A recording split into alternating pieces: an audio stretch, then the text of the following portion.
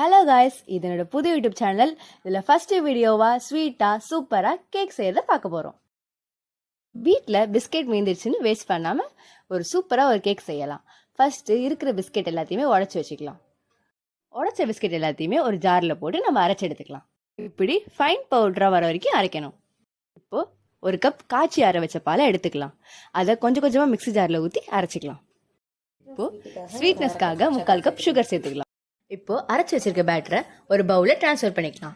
அதில் 1 spoon baking சோடாவை போட்டுக்கலாம். இப்போ குக்கரில் பட்டர் ஷீட்டை போட்டுக்கலாம். இப்போ ரெடி பண்ணி வச்சிருந்த பேட்டரை அதில் ஊற்றிக்கலாம். இப்போ குக்கர்லேருந்து விசிலை ரிமூவ் பண்ணிட்டு நம்ம க்ளோஸ் பண்ணிக்கலாம். 25 மினிட்ஸ்க்கு அப்புறமா ஓப்பன் பண்ணி வெந்துருச்சான்னு செக் பண்ணிக்கலாம். இப்போ அது வெந்துட்டு இருக்க டைமில் 2 இல்லை 3 பிஸ்கெட் எடுத்து நல்லா திருவி வச்சுக்கலாம்.